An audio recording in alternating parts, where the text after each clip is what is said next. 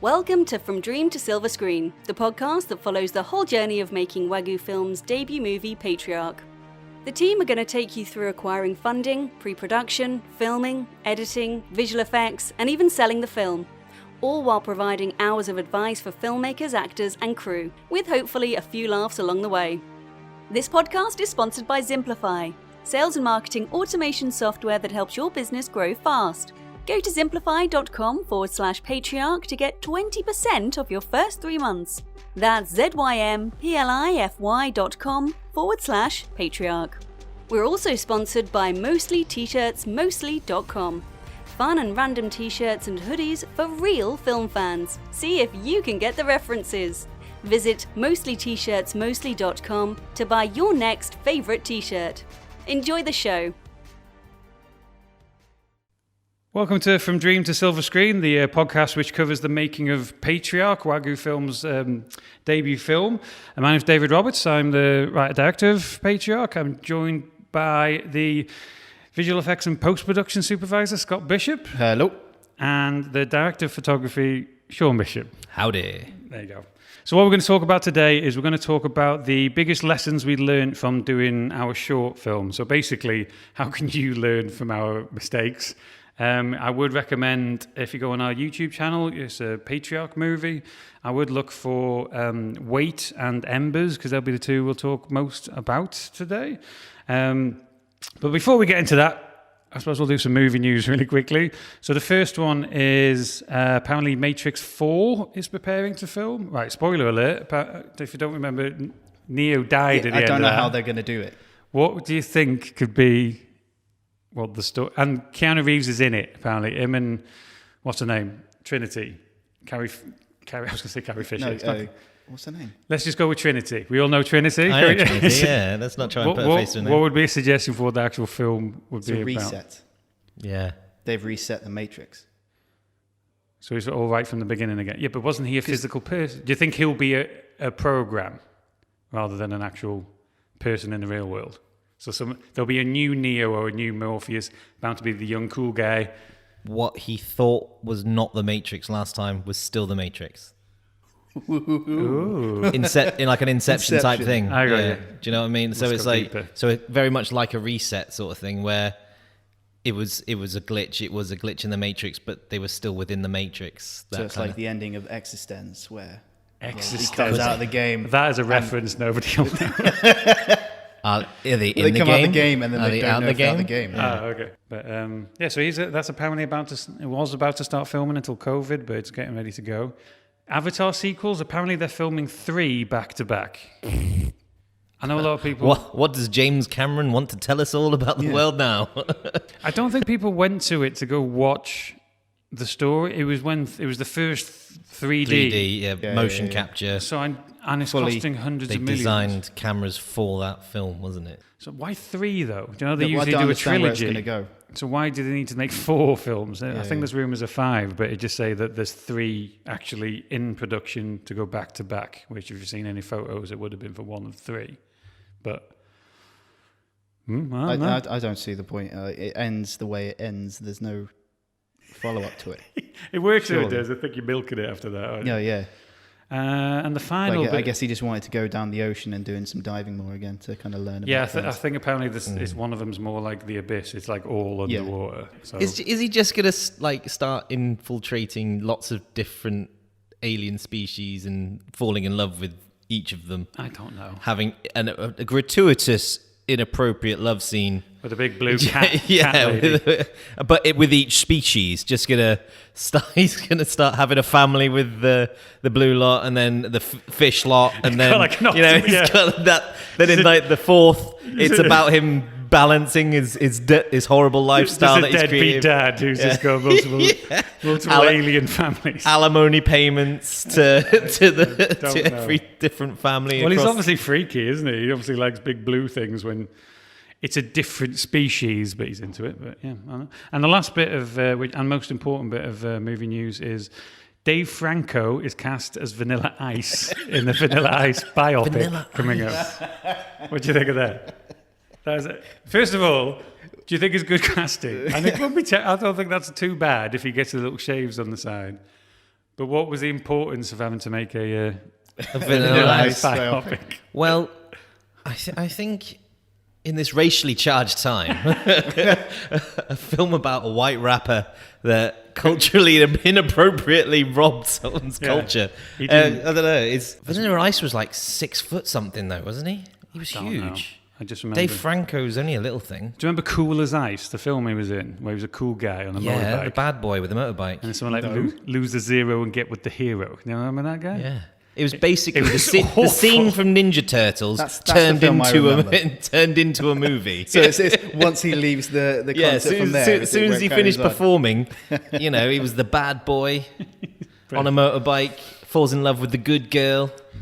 But it was- Asks her, did you see like giant turtles? She turns his life around, very much like a John Cusack film, but cooler. yeah, I was. But they're the most important movie news I could find. They couldn't even afford the good Franco though, could they? No, well, The shit Franco. No, I don't know. I like Dave No one Franco. likes I think, Dave yeah, I Franco. like- the other Franco went mental, didn't he? Sending dick pics to everybody and that was the beauty of James Franco, though, wasn't it? method. He's got method. All right, so let's get down to it. So, what? Yeah, so we're going to go through weight and embers. I don't think we have to go through them individually, do we? We can just talk. Has any of you come up with individual ones, or should we just get into what did we learn? So, what mistakes? If we were going to do it again, what would you sort? Actors. Actors make a massive difference in terms, because even if you're making like a film with friends and stuff, when you're looking back at it and you're reviewing it in the edit, all you see is your friends. You don't see the situation of the characters. Yeah, Like when we read it, all I see is myself. yeah. If you don't know, if you watch Wait, the lone survivor, because it's a post-apocalyptic film, like the life of a survivor trying to following rules from his father, trying to survive, and that is Scott, the main guy in the But he doesn't look like that. He just looks like a homeless vet with a beer belly. It's like, this isn't post-apocalyptic. Wait, no, he's just been very surviving good at off killing people. cheeseburgers and beer. Yeah, so he kills someone daily. Yeah, That doesn't happen. And he gets the good fats in. And Yeah. But yeah, just having actual actors that you can film and direct, and then afterwards you kind of see you don't see them as the actors, you see them as the characters. I think that whilst was, in the a lot of feedback. When we showed the film around to people that we didn't know, we got great response, and they even said something like, you didn't act too poorly. But when we showed it around friends, family, trying to get some critique, it's just that that's Scott, and obviously he's not a famished post-apocalyptic. that one Yeah, the scene beard. where He's he's taking struggling out. to run. Why is Scott so out of breath? That was the third take. So. Well, there's no medicine. Or the final kill shot where you're picking out the axe from the dead body, and you've just got that little dad podge. Lifting it up, and there's the belly popping out the pants. Well, you can eat well. You're good at surviving out there. You eat well. So, but yeah, no, it is a good point. I think we did it because we were doing it with speed, weren't we? It wasn't wasn't like two people. There was no conversation with it. It was a journey with a voiceover going over it. So I would say maybe could you find? I mean, there's obviously budget things to do with it, but we just wanted to film it and get it done, so we didn't have to audition anybody really quickly. We didn't have to negotiate any contracts with anybody. We've got this idea, let's get it done without any delays. And the other thing, a lot of it relied on the weather, so we had to pop out if it was a good day, didn't it? If it was raining outside, we cancelled. I'm sure we cancelled a couple of days just because of the weather outside. We cancelled a few times. Yeah, I know when we got there, it actually snowed, but there was a couple of times where it was already raining or snowing or something, where we just decided, let's leave it. Where if we'd paid for the actor to be there, it might be a bit difficult. But if you're making films, you'd probably be better if could you find an actor who's starting off who would help out for deferred payment, or would they do it for free if they haven't got much of a show reel? I know it's a what's the word? Taboo subject to not pay actors. We're not saying that. It's just if you find something where they're part of the creative collaboration, where there could be a producer on it as well, or something like that. Contact your local drama department, possibly. There's plenty of non-agency workers out there. Whereas you get what you pay for, really. If you get like with our experience with the corporate stuff, if we want a good presenter, we have to pay for a good presenter. If we want some good models, we have to pay for good models. If we want someone just to be in the back of the ground, that's not going to cost us as much. But there are, if you're out there, you're playing around with your lighting techniques, you're playing around with your blocking techniques, even learning how to direct talent, then working out ways, places like Star Now's got a good database. There's hundreds upon thousands of people in there that would, from your everyday man to some drop dead gorgeous fellas. It's not even it's not even the what's the word, the acting quality, I suppose. It's more the professionalism. If you don't pay an actor, what guarantee do you have that they're going to turn up in the morning? Which we've had before, even with paid actors where they haven't turned up, which is crazy. And then I didn't want to phone you and tell you because I thought you'd be angry or something. We'd rather be told. But I think it was just, we're going to get filmed this, let's do this, let's get out of that. I think that was more like fun. The presenter that couldn't learn her lines, didn't realise it was auto-cued, and she was like, I was too scared to show up because I didn't know the lines, so I just didn't expect sat around waiting all day. I think we didn't expect you to learn, was it like 20 pages? I won't name drop here, but she knows who she is. But yeah, no, I'd agree. We maybe wouldn't have filmed it as fast, or maybe got it done as quick as we did.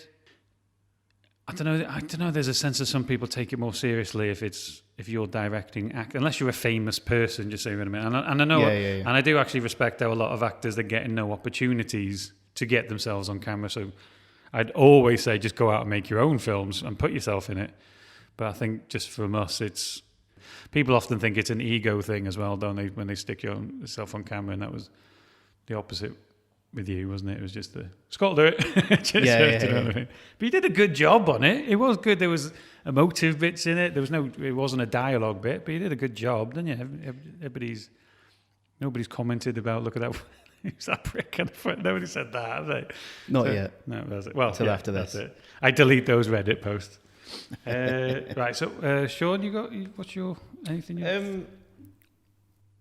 Well, I've got one that kind of spans across the two. I think my main concern on the Embers was the lenses that we got weren't from a trusted supplier, and we ended up with a little bit of flare because they weren't clean. There was a little bit of flare and it was too late. We had that day to film, and I didn't want to switch out from my 35 because I was using my 35. I like the look of it, and it's something that I pick up now. It's probably something that it's not hugely noticeable unless other cinematographers. If people see it, there was a couple of shots we couldn't use because of it. But it's like in weight. We used our own lenses. We used my tried and trust my lenses, so I knew what condition they were in. Yeah, we used Zeiss super speeds for Embers because we wanted the shallow depth of focus. Whack it wide open. Yeah. So, when it worked well, it looked great. But they weren't exactly the newest lenses in the world, were they? So I think when we hire them, they go to somebody else. You could tell it was from. It was the first time we'd ever hired from those guys. We had been recommended them, and I wouldn't go back to them simply on that experience. But it's, if you're going to be hiring lenses, know who you're hiring from. Try and use them beforehand, isn't it? So if you can, if you're usually you've got to go somewhere to. I think that was one where we went with them because they would send us the lenses rather than us having to go and pick them up. I think. But usually it'd say if you can go and pick them up because you could take a camera with you and test it there. They turned up in, they were packed well, they were conditioned well. It's just a couple of lenses weren't as clean as they should have been, and we didn't have time to start air blowing and taking them apart. And we were in the middle of the woods. Yeah. So it's just the lesson is just go to them and double check things before taking them out, isn't it? Really, I think a lot be because we can see and we're looking for it. Where I think other people might watch it now and see it, but it doesn't ruin it. I think it's more. I mean, we were playing with the ones to use the lenses to figure out how much we could get away with and how much we could shape up the natural lighting, wasn't it? So for Embers, that was our test for this moving forward. But that just that little streak, that little flare. I got you. Annoys me. Yeah, slightly. I mean, a lot of the shots didn't make it in. Yeah, you know, and some of that's one that wasn't even one of mine, but that is one I'll add actually. Is what do they call it? Cut your darlings, whatever. There was so many nice shots that were just amazing shots in both weight and embers that we just cut out because it wasn't part of the story. You know, it's like we did. Took you out of the story. Yeah, kind of, it was, and I think that's when we talked about. Talked in last week's podcast when we were talking about like how first edits, like it's not, never be surprised if your first edit is a bit crap. But because we'd like squeezed in all just the cool looking shots, and it was like any excuse to use it, but it just didn't make it. So that would kill your darlings, isn't it? That's the term. So it's kind of like don't be obsessed with a shot because it's really cool. If it doesn't actually fit into it, get rid of it. But yeah, no, that was actually a huge one that I kind of come away with after that. But that kind of leads into the next one in terms of too many cutting and things, but was not blocking as a sense, but having long takes. Because there was a bunch of times where we did, like, you look that way, we'll get that shot. Okay, cut. We'll walk around to the other side of you and get that shot. When there's like a whole sequence, because I think we were trying to save time. We did a lot of that cutting to save time, but when I actually went into editing, all of the most interesting stuff was the ones that we actually just left it running for a bit, and you kind of like the shots where kind of like Scott kneels down and the camera follows him rather than cutting to a close-up of him, doing essentially like the 5 minutes of the whole sequence, and then cut and then do a close-up of the whole sequence, which sounds weird and probably what you're supposed to do anyway. But I think just for time, we were like, no, we don't need that. Let's just get a cut, just get that close-up of this, and then I'll get a wide shot of the next thing. It's more, no, the whole scene, get a wide shot of the whole scene, the close-up of the whole scene. But that's one thing I really picked up from when we were filming that. It was we were just trying to get through the day. It was like, okay, turn, click, record that, get 10 seconds of that. Okay, cut, move on. Just do the whole sequence, and it just would make it a lot more interesting. It's like I like Paul Greengrass's stuff and like the Barry Ackroyd stuff. That's It's almost like documentary, but that's where he started, Paul Greengrass, wasn't it? So there's a story where because he always does handheld, doesn't he? And when he did Captain Phillips, they were like, no, and this time we're going to use tripods. And apparently halfway through day one, they're like, nope, get him on your shoulder. And it was just all handheld stuff again. Yeah, but they do multiple camera long takes, don't they? I think they did 3 cameras or something like that. But it was just like, and Barry Ackroyd, I haven't watched a documentary with him not quite a bit ago. And he was just talking about working with Tom Hanks. Yeah. And that was his apprehension with him, was like, is he going to be too Hollywood? Where he wants certain lighting, he wants to have certain... But it's very natural light in that stuff, isn't it? But they I think the good actors don't, do they? I think after the first couple of days, he after bumping, walking around the ship and bumping into the cameraman a couple of times, he was like, right, I get this now. Yeah, I got it. I like it. I like the stuff that you're getting. And I think most actors who work a lot want a different thing on each. The good ones want a different. So you're going to have somebody. You have Paul Greengrass, which is all very long takes, all handheld, wait, and then the next, are you working on, what's his name, Paul W. Anderson? The one which is just all like locked off, beautiful, looks like still photos. Paint the picture. What's his name? Budapest Hotel guy? Is it Paul Anderson? Or is that the guy who did Event Horizon? Wes Anderson, that's it, yeah. Isn't that Resident Evil? Yeah, that's the guy. So it's, so it's every shot's different, I suppose. If you're an actor, don't get used to one way of doing things, isn't it? And if you're a crew, exactly the same as well, because the next job will be, you can't do the same thing every time, can you? I think it's that progression is like I've seen a change over the last 20 years where it used to be you had your frames and it took like 6 hours to set up your frame and your shot. Yeah. And nowadays there is that more, I don't know if it's because lenses are faster, cameras are better sensors and stuff like that, and the color science is there. But you don't need a bigger rig lighting setup. No. You can get away with more. Well, no, you're not that you can get away with more. There's like, you can achieve more with less. And I think some people say, right, you're here just work out what works for you when you make films, isn't it? It's not right. This guy says I've got like Chris Nolan uses these type of lights and cameras. Like, yeah, but you're not Chris Nolan. You work out what works for you and what you can afford, and that's a big part. What can you afford and make that look good? You know, it's what we do with what we're given is what makes us creative and more interesting, isn't it? Rather than just because that's what we're trying to do with Patriarch, isn't it? Is shape the natural light and backlight and uses little light setups very Paul as possible. Greengrass type. Not documentary, but yeah, kind of. Well, that's the thing that we went ground. wrong with in Wait was the whole lighting situation because we had no lighting equipment at all, did we? On the top of the mountain we did when it was sunny. We had absolutely fuck all. And so there was the point, even though it was like a really bright sunny day, there was the whole standoff between me and Keith. When you were kind of composing the shots for Keith, it was really, really nice. Everything was kind of exposure was perfect. You had the blue skies. His face was really lit. Then you cut to me where the sun was going. That was shooting straight into the direction of the sun. Yeah. So it was all kind of overexposed, and then I was just in black, in shadow. And all we could have done was just had like a simple whiteboard or something, just bouncing up and just kind of just to see my face. Because when we graded it, just to kind of bring back any sort of detail in my expression, it was too pink as well in a weird way, didn't it? Yeah, it wasn't. Well, no, it's because nice. He was pink. We were sunburned that day. But yeah, just having some sort of lighting with you, just even just a bounce, it helps so much more. Well, we did want, what's the word, reality, kind of like natural reality light, but it was a bit too natural reality, wasn't it? You still need a little bit of something. Scott, you got another one? Scott's got like 96. Like I think me and Sean have got like 2 or 3 for Sean's. Scott's got mine's all just kind of there's like sections that I can just kind of talk about really, but just in terms of post production and things, is keeping everything organised.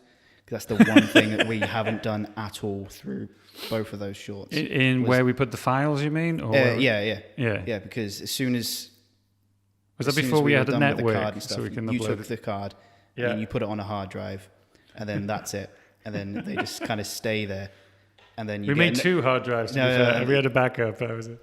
But you get another day of filming, and then you put it onto the same hard drive, and then you just call it some odd folder name. And they get mixed in there, and then someone else, and it all just gets like mumble jumbled up all over the place. Yeah.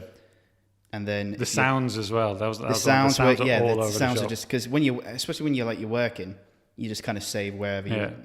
Like Wait had about 1,000 sounds on it, so it, like literally about that. They're scattered throughout the whole hard drive. Yeah, and all, And so it's. I feel this is a personal attack on me. It is just a risk. I was about to say this. That happens when Dave works on things. Yeah, and it's when you started passing over like edits. It's was it Wait? It's hard to connect once you put onto Final V1. And then we start working our way. Re-edit final. I will say I do have edit 1, final 2, definite final. I just need to have numbers 1, 2, 3, 4. It'd probably be up to 77, but at least you won't have final. But yeah, it's making sure that all the folders are like neatly organized so that anybody who, say you got like a different kind of editor who's coming on board, knows exactly where everything is. So you got another one, Scott? So just in terms of if you've got any kind of visual effects planned for the videos or films you're kind of doing, is always be mindful of the environment that you're going to be shooting in. Yeah, just with Embers, we had, the whole thing was just a camera test, wasn't it? In terms of like lenses and... how the beings were going to look and... costumes. The whole point of Embers was really to do costumes tests to see what it's like, because they were having rifles and gas masks and things like that, and to prove that it worked. It was to obviously test the lenses out to see what Zeiss super speed lenses were like, because we wanted to see the short, shallow focus, and we also wanted to test visual effects. But what we originally were going to do was we kind of had to fix a mistake, because so in the monitor when we did it, because the figure was supposed to be out of focus, looking weird, like as if they weren't part of reality or something. But we didn't make it out of focus enough, and when you tried to make it more out of focus in post, it looked a bit weird. So then it was all about changing it so it was more like a silhouette with kind of like some kind of smoke or vapor coming off them. But so that was kind of covering some holes, so to speak. But so what you say in terms of the environment when it comes to just being having an actual fixed understanding of what you're going to be doing in post before, because there's always that mindset of just we'll film it now and just fix it in post. But having a clear kind of concept of where you want the shots to kind of go, because there's the shots in Ember of where there's the point of view from one of the soldiers, and he's walking down, keeping an eye on the actual silhouetted person. Yeah. So that he's just stood still in the trees, and then you're kind of going through, and it's a really kind of nice shot. But you've got all these trees and branches, and everything's kind of like moving and waving in the scene. Where when I had to try and either first off track it, I had to do it by hand because there was no way of actually tracking it through frame by frame by frame. Yeah, it was just a huge pain in the ass. Yeah. And then there was the whole fact that you'd had to try and rotoscope around the moving trees and leaves. It was a shot that took the longest time to do because there was just the idea of Scott can do it. Yeah, don't worry. Yeah, that's it. And there's never, and even if you look at if somebody saw it and it looked like one of the most poorer shots in it, you don't appreciate the amount of work that would have gone in to make that shot. And it's literally 2 seconds. People would just go, not saying it is, just see what I mean. If we would have done a bit more effort in the beginning to actually work out what the environment was and what the exact shot we we're going to do, that shot could have been better, couldn't it, in terms of how to do it? So in terms of you did a shitload of work on it, and would you say it was exactly how you wanted it? You're probably going to say no. And that's something that we're going to have to think about in terms of Patriarch, because there are going to be like the wooded scenes and things where if make sure that we've got the storyboard and shot list kind of locked down, and that's what we're going to stick to. And then figuring out what kind of tracking points that we can kind of put in so that we can try and track the camera and that we can just kind of get out easily. And there's nothing going to be in the way. And if there is something you want in the foreground, that's something that we could do afterwards. So if you wanted like trees or leaves, we could kind of put that in post instead of actually having to take the long-winded way of filming it through there and then trying to cut out afterwards. And it was supposed to be a small little film that we edited together in a couple of weeks, and it went on for months. Yeah, it took ages. But it looks better, I think. Yeah, definitely. And my last one really is just the music has to be bespoke. It's like we did try different kind of loops, which was, say for Wait, you could say there's 3 different sections. There's like wandering in the open space, and then there's in these dark woods, which is supposed to be a bit creepier, and then there's like an action piece where they have a fight, and then there's an emotional bit at the end. So it's like 4 different types of music, but it's got to be the last one, which is emotional, is all right because there's a cut to black in it, and then you can fade in that. But the other ones was actually really, really tricky to compose, and you can't just find music which you can put in here, because all music composing is based around timing. Well, in terms of that type of film, was very much when an emotion changed, the music had to change, but it had to be the same piece of music. You couldn't fade one out and fade another one in, which what we were originally going to try and do. Is it Filmstro? Filmstro, which was an amazing concept, which was you have one piece of music, and throughout you can change points in terms of making more. Well, the 3 sections. It's momentum. It's like momentum, intensity, and by putting it up and down, it did actually kind of work quite well. But it only worked for one section.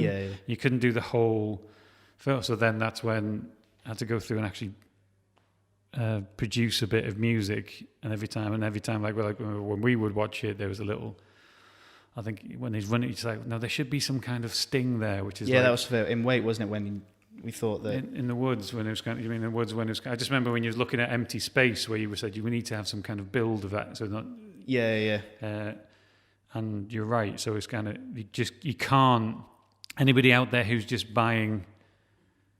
thinking of buying a track and then just putting it onto your film, I would say a lot of times it's not going to work. It's trying to find somebody, if you can't edit it yourself, if you don't have.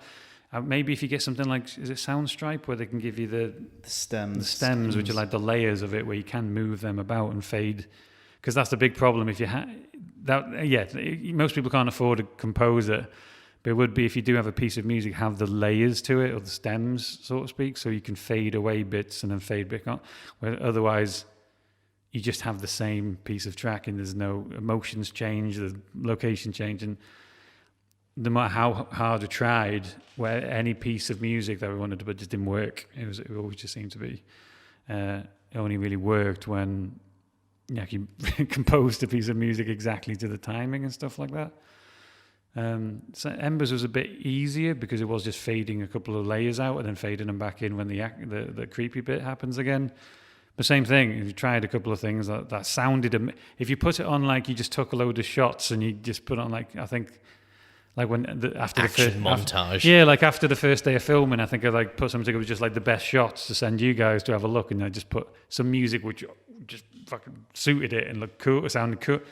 But as soon as you put that onto the edit, it was like, this is terrible. Yeah. So if everyone wants to, obviously a film really kind of elevates your music, elevates your film, so to speak. So if you do, you have to have the layers and the stems. You can't just have a piece of music and think turning the volume down here and putting it up there.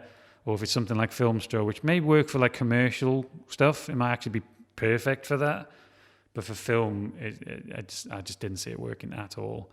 It's a good piece of kit and a great concept, and it might improve in the future. But in terms of, and especially when you put everything up, so like you put the intensity up, the momentum up, there was always a weird, like it sounded really good, and all of a sudden they just put a weird layer in. And it's like, oh, and you can't take that out. Maybe work with a composer then. There's always an up and coming composer that you give a brief to. If you can afford it, yeah. Or if somebody, again, if you got somebody who's part of the production or something, or wants to add to the show reel. You get those kind of MIDI packs where it's like different sound effects and music types that you can kind of put into, was it Pro Tools? And well, that's what Cubase most and stuff composers like or producers do anyway, in terms of they don't actually write and get a symphony orchestra and all that. It's bought loops and samples. But you're still building that from scratch, aren't you? In terms of timings and levels and layers, and it's got to be bespoke to what your film is. It just doesn't work. It's strange to think that in like such a visual medium, the sound is what kind of really affects the end result the most. I think because you could have something that's shot on like an iPhone and have really great audio. And you think that's really good. Yeah. But if you had something that was shot on like Arri Alexa and everything, but it's just like piss poor audio sound and bad music, it ruins it completely. Yeah, and the flow of it, the emotion, a famous one is when George Lucas showed Star Wars in a room. He had Brian De Palma, director of Scarface. He had Spielberg. He had Scorsese, I think, and I think he had Francis Ford. So he had like the dons of that time as directors, and they all said to him, "This is fucking crap. What have you done?" Apart from Spielberg, who thought it was good because he showed him it without the music on it. Imagine watching Star Wars without John Williams's music on it. Yeah. He just, the emotion's not there. I think he still had to. It was probably a crap edit as well. But they were just like, apparently Brian De Palma probably just laid into him, go, "What have you done? And you can't do this. You've wasted everybody's money." And I think he helped him with like the scroll at the beginning when he started re-editing stuff. But if you think of watching, that's a good way if you don't think music is important. Try watching Star Wars with the sound down and just see how good it is. Do you know what I mean? It's doesn't matter. It just elevates. That's the whole point. Is you could obviously there's lots of films without music, or even things like Patriarch will have a lot more like atmospheric music rather than John Williams type symphony themes. But still, it elevates it. But I think most people will get that. But it's the fact of don't think you can download or buy a track and stick it on your film and think it'll work. It's got to be bespoke in timings and feelings, and I was more prevalent than ever when we did Wait, because it was like 4 very different scenes. It was kind of like a Western type scene when you're walking around. There's like a horror type scene for when you're in the woods. There's an action scene and there's an emotional scene, and all of those are very different, but I couldn't keep fading down and fading back up. It's got to be the same track with just layers or taking layers away. So just think about that if you and if you're getting into composing yourself, I'd recommend something called Music Maker. It's actually really cool. It's got loads of loops and things. It's not an advert, by the way, but it's only because I downloaded it not long ago, a couple of weeks ago, and I've been playing around with piano and guitar on it, and it's actually really cool. So if you're getting into it, if you can. You don't have to be able to play an instrument either. It's got all the loops and soundscapes and all that stuff that you need. But How to make chopsticks sound cinematic. Yeah, more cowbell. But that's about it, really. So it's kind of there's a million more, and we'll be talking a lot more about them in future podcasts. But they were the main ones that we got. Hopefully, a couple of those that you'll learn from our mistakes in terms of making life a little bit easier for you, or adding to the quality of your film. And this is from guys who've been doing this 10 between 10 and 15 years. So even if you're a beginner, it happens to the best of us. It's hopefully learning from our mistakes will actually let you cut some corners, and you don't have to waste the time and money that we might have done with a couple of things. So hope that helps. So what we're going to do, we're going to wrap up with with a film recommendation each, and we always call it like a little hidden gem, the best film you haven't seen. Hopefully you haven't, but even if you have, watch it again. Who wants to go first? I'll go first. Sean will go first. Here we go. My one is called I Saw the Devil. It's Korean the film. Korean thriller. Yeah.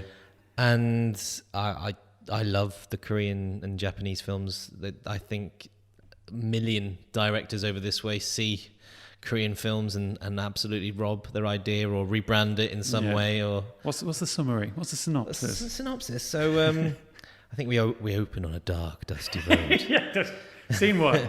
So there's a serial killer, and this serial killer happens to kill the fiance of a very well-trained secret agent, and the film then follows those two people throughout, and it gets a little bloody, and it's a different take on like kind of the serial killer film. What I think's really cool the about CIA it, agent has already found out who the killer is, and then it's kind of like their journey on from there. So what's really cool about it is the only one to see where it's not really a spoiler alert, but he actually, because it's not like a chase down to find him, the secret agent guy actually catches him early, doesn't he? Him go. And puts a tracker in his stomach. Give away that bit. Oh, that's it's a right spoiler. at the beginning. That's a spoiler. But the whole film is about.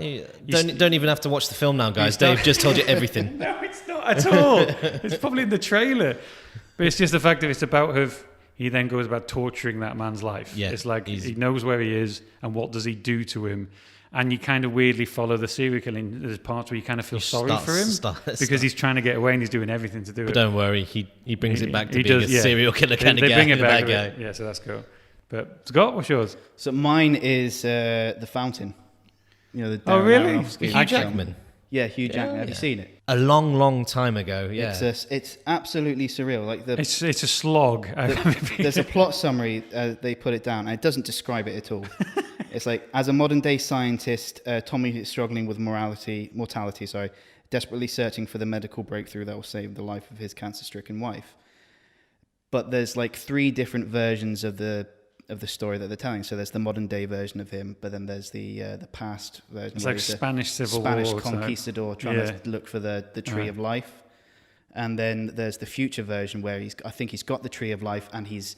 Is it thousands of years in the future? Yeah. And he's flying towards Shabolba, I think, is what he's supposed to be. So it's meant to be the final destination of life. There's no way of being able to just describe watch it. Just watch it. Yeah. It's Darren Aronofsky. Yeah. If you like his films, you'll definitely. It's his best. It's a beautiful film to watch. And if you don't get it, they actually turned it into a comic with DC Comics. Oh, did they? So they've expanded into the story in that way. It's got the beautiful Rachel Weisz. Yeah. Yeah. So. Yeah, it's hard to explain. It is really hard to explain. Great. Watch the trailer and you'll know even less. I do know that because I remember when you told me. That's why I watched it. I went, oh, that looks good. Well, he told me it was really because the soundtrack's amazing on it. Fantastic. I remember writing a Patriarch to a lot of the soundtrack, and you said, and I'm kind of like, oh, I'm going with this, and I keep getting like, and you keep going to, but you think I need to be in the right frame of mind to watch this. It's a bit like the whole is green screen. Quite a lot of it, isn't it? Or is it all... There's a section where he's in space, yeah, and he's flying in a ball that is surrounded by the tree of life, and his wife is in the tree, I think. I don't know. That's what I've been trying to grasp. But she's there as a spirit, telling him to like not worry about it too much or something. I really don't. Well, it's like it's out there. It's a great film. You could sit there and have different people deconstruct it and give you different theories. But that doesn't mean it's a bad thing. Yeah, because I watched David Lynch's Lost Highway, and all the way through I was going, what the fuck is going on? But I was enjoying it. Yeah, it was like I'm into this film, but this is weird. Yeah, But yeah, no, that's a good one. And my last one is The Void. It's kind of, I'm a massive fan of it. It's one which is pretty low budget. I think it was actually a Kickstarter when I didn't pay for all of it, but I think it helped with. But what it is, it's a very, there you go. So when Sheriff Deputy Carter discovers a blood-soaked man limping down a deserted road, he rushes him to the local hospital with a bare-bones night shift staff. As cloaked cult-like figures surrounding the building, the patients and staff inside start to turn ravenously insane. Trying to protect the survivors, Carter leaves them into the depths of the hospital, where they will discover a gateway to immense evil. Can't even read. But it's small budget, but it's one of those ones where you think it's going to be a crap B movie, but it's actually very well acted. It's very well directed and produced and put together. And there's two directors, and they did most of the visual effects. They did most of the practical effects themselves, or one did one and one did the other. Yeah. I think they did have a crew, but they did a lot of it. But it's a real callback to like references to all 80s kind of like, it's very Hellraiser. If you like Hellraiser, it's very lot like that. The Thing, there's a lot of that in it in terms of like creature effects and stuff. It's very. Have you seen the Prince of Darkness by John Carpenter? It's that kind of. It's very Lovecraft. It's very kind of like cosmic horror, whatever you call it. And it sounds simple and it sounds like a B movie, but I would say if you like horror, watch it, because I thought it was really great. It was kind of. I remember watching it once, and I was kind of, because you watched it and you liked it, Scott, didn't it? And I was kind of like, yeah, it was alright. But I think I watched it like 2 a.m. after watching like 2 other films, so I wasn't really paying attention to something else. And then there was another night where I just put that on, and I was like, this is fucking right up my alley, you know. It doesn't like explain much to you either. You basically go in as the sheriff character, and you know exactly what he knows, and that's it. Yeah, so there's loads of things going on, but nothing's. It's a mystery of what's happening. Who are this cult? Why are they there? What's going wrong? Where are these weird demon creature things? Just watch it. If you're into horror, body horror, Lovecraftian, Hellraiser, Clive Barker-y, Cronenberg-y, H.R. Giger a little bit maybe. I don't know, but it's that kind of strange, awesome 80s inspired horror. So if you can't, but they're good, 3 good different. There you go. There's your weekend to have 3 different kind of. So you've got a Korean revenge movie. Would you say it's kind of like a action thriller, revenge, a bit of horror in there as well. You got an existential. Weird romance. You'll come out of it not really understanding who you are. The Fountain. What was it? I Saw the Devil. Was it? You got the Fountain was the existential, emotional, historic. And my The Void, throw blood in the face of people type film. But yeah, that'll be a good weekend. Emotional roller coaster, but otherwise, crack a beer, enjoy yourselves. Yeah, thanks. Watch some films. Thanks for your time, guys. This has been much appreciated. But yeah, so all right, guys. So thanks very much, and we'll be back in touch next week. Cheers now. Bye. Bye. To find out more about the making of Patriarch, follow the team on social by searching Patriarch Movie on Instagram, Facebook, Twitter, and YouTube. Or visit patriarch-movie.com for more information. This podcast is sponsored by Zimplify, sales and marketing automation software that helps your business grow fast. Go to zimplify.com/Patriarch to get 20% off your first 3 months. That's zymplify.com/Patriarch. We're also sponsored by Mostly T-shirts, mostly.com. Fun and random t-shirts and hoodies for real film fans. See if you can get the references. Visit mostlytshirtsmostly.com to buy your next favorite t-shirt. This podcast was produced by Wagyu Films.